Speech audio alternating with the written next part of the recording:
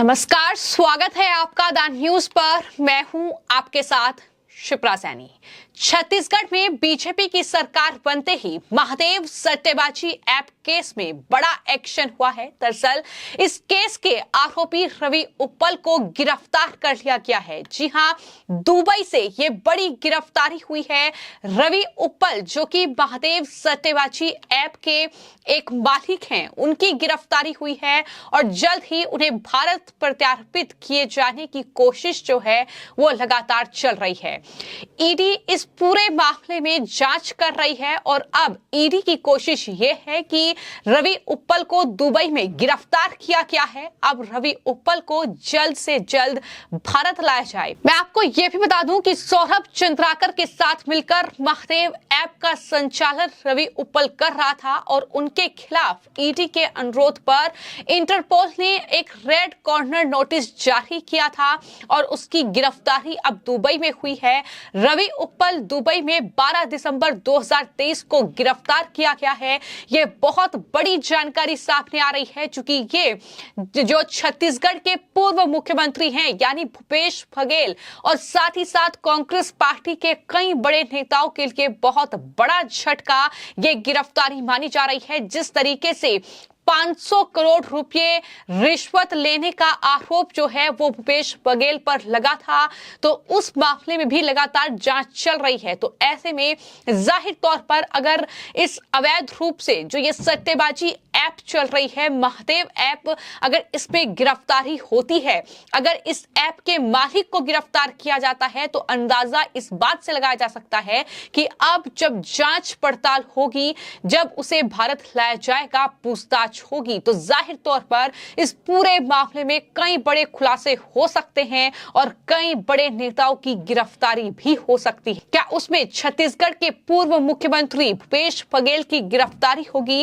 क्या उनका नाम सामने आएगा? इसको लेकर भी कहीं ना कहीं सवाल उठ रहे हैं। तो जैसा कि मैंने बताया कि सौरभ चंद्राकर के साथ मिलकर ऑनलाइन सट्टेबाजी ऐप महादेव का संचालन जो है वो रवि उप्पल कर रहा था और भारत को प्रत्यार्पित किए जाने की संभावना है कि उसकी गिरफ्तारी चूंकि दुबई में हुई है, उसके खिलाफ इंटरपोल ने रेड कॉर्नर नोटिस जारी कर रखा था। इस मामले में ईडी मनी लॉन्ड्रिंग के तहत जांच कर रही है। मुंबई और छत्तीसगढ़ पुलिस भी इस केस की जांच में जुटी हुई है। तो ये जो महादेव ऐप का पूरा मामला है, इसका सालाना कारोबार अगर बात की जाए तो करीब 20,000 करोड़ रुपए का बताया जाता है और दुबई से इस ऐप का संचालन होता था। ज्यादातर जो यूजर हैं वो छत्तीसगढ़ के बताए जाते हैं। लेन देन के लिए बेनामी खाते का इस्तेमाल किया जाता है। छत्तीसगढ़ के पूर्व मुख्यमंत्री भूपेश बघेल पर भी इस पूरे मामले में कई गंभीर आरोप लगे हैं। एक शख्स को गिरफ्तार किया गया था जिसने ये बड़ा खुलासा किया कि इस ऐप के जो प्रमोटर हैं उनसे भूपेश बघेल और कांग्रेस पार्टी के कई नेताओं ने रिश्वत के तौर पर 500 करोड़ रुपए लिए हैं। ये बड़ा खुलासा जो है इसी ऐप के सिलसिले में जो गिरफ्तारी हुई है उस शख्स की ओर से किया गया था। तो ऐसे में कहीं ना कहीं कांग्रेस पार्टी के लिए और छत्तीसगढ़ के पूर्व मुख्यमंत्री भूपेश बघेल के लिए मुश्किलें काफी ज्यादा अब इस पूरे केस में बढ़ती नजर आ रही हैं। मीडिया रिपोर्ट्स के मुताबिक रवि उप्पल के खिलाफ ईडी के अनुरोध पर इंटरपोल ने रेड कॉर्नर नोटिस जारी किया था और उसी के तहत ये गिरफ्तारी हुई है। ईडी ने इंटरपोल को ये बताया था कि रवि उप्पल ने बिना भारत की नागरिकता छोड़े ही वनुआतु के पासपोर्ट का इस्तेमाल किया है। उप्पल की गिरफ्तारी के बाद उसे भारत लाने के लिए अब तैयारियां शुरू कर दी गई है। उससे पूछताछ में कई अहम जानकारियां जो हैं सामने आ सकती हैं, इस बात का भी अंदाजा लगाया जा रहा है। जैसा कि मैंने बताया कि चूंकि कई नेताओं के नाम सामने आए हैं, जब ऐप के मालिक की गिरफ्तारी हुई है और उसे भारत लाने की तैयारी हो रही है, तो जाहिर तौर पर जांच एजेंसी ईडी भी इस पूरे मामले में छानबीन करेगी और कई बड़े नेताओं के नाम और उनको लेकर बड़े खुलासे और साथ ही गिरफ्तारियां इस पूरे महादेव सट्टेबाजी ऐप के सिलसिले में देखने को मिल सकती है।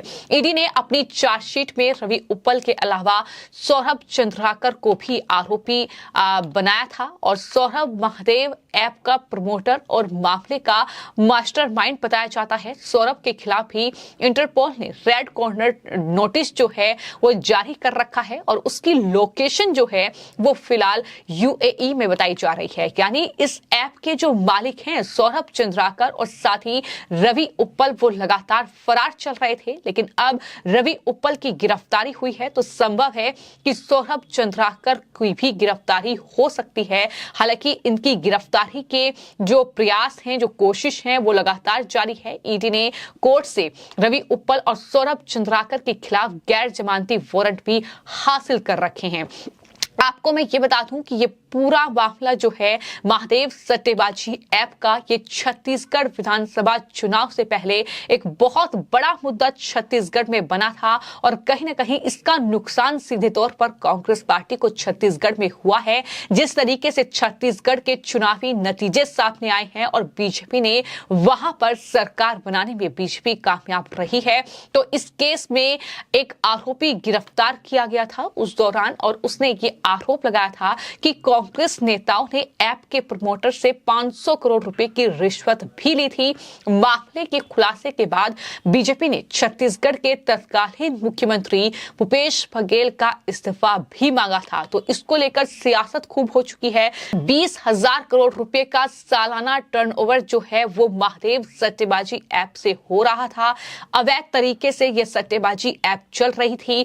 तमाम कांग्रेस पार्टी के नेताओं का साथ जो है वो कहीं ना कहीं इस ऐप के जो प्रमोटर्स हैं, इस ऐप के जो मालिक हैं, उन्हें मिला हुआ था। ये कहा जा रहा है क्योंकि छत्तीसगढ़ में सबसे ज्यादा यूजर्स थे, छत्तीसगढ़ में ही इस ऐप को सबसे ज्यादा इस्तेमाल किया जा रहा था। तो ऐसे में कांग्रेस पार्टी की वहां पर सरकार थी तो सत्ता का समर्थन उन्हें मिल रहा था। इस तरह की जानकारी जो है वो लगातार सामने आई इस पूरे मामले में और बताया यह जाता है कि संयुक्त अरब अमीरात में इस का मुख्यालय है और महादेव ऑनलाइन बुक सट्टेबाजी एप्लीकेशन प्रमुख सिंडिकेट है। इसकी मदद से अवैध सट्टेबाजी वेबसाइट संचालित की जाती है। महादेव ऐप ऑनलाइन प्लेटफॉर्म का बंदोबस्त करता है और कंपनी के प्रमोटर छत्तीसगढ़ के भिलाई से है। मामले की जांच कर रहे ईडी के अधिकारियों के मुताबिक महादेव ऑनलाइन बुक ऐप का संचालन संयुक्त अरब अमीरात यानी यूएई से किया गया और जो इसका केंद्रीय प्रधान कार्यालय है। ऐप मालिक और सट्टेबाजी में संलिप्त लोग सहयोगियों को 70 से 30% जो प्रॉफिट है दरअसल वो उसको फ्रेंचाइजी को देते थे। ये भी तमाम जानकारी इस पूरे मामले में सामने आई है, लेकिन कहीं न कहीं ये बहुत बड़ी गिरफ्तारी कह सकते हैं कि ईडी की जांच जब आगे बढ़ रही है। ईडी ने एक इंटरपोल जारी किया था जिसमें रेड कॉर्नर नोटिस जारी किया गया, जिसके बाद ये जो मालिक है इस ऐप का रवि उप्पल ये रडार पर आया और इसकी गिरफ्तारी हुई है। अब कोशिश यही है कि दरअसल ये जो इस ऐप के प्रमोटर हैं, मालिक हैं, उनकी जल्द से जल्द गिरफ्तारी हो। एक गिरफ्तारी हो चुकी है। अब सौरभ जो नाम का शख्स है दरअसल वो भी इस पूरे ऐप का मालिक बताया जा रहा है, सौरभ चंद्राकर। उसकी कब गिरफ्तारी होती है और इस पूरे मामले में कांग्रेस पार्टी की मुश्किलें, साथ ही साथ भूपेश बघेल की मुश्किलें कितनी ज्यादा बढ़ती हैं, ये आने वाले वक्त में देखना होगा। फिलहाल आपकी इस पूरे मामले को लेकर क्या राय है, मैं कमेंट बॉक्स में जरूर लिखें।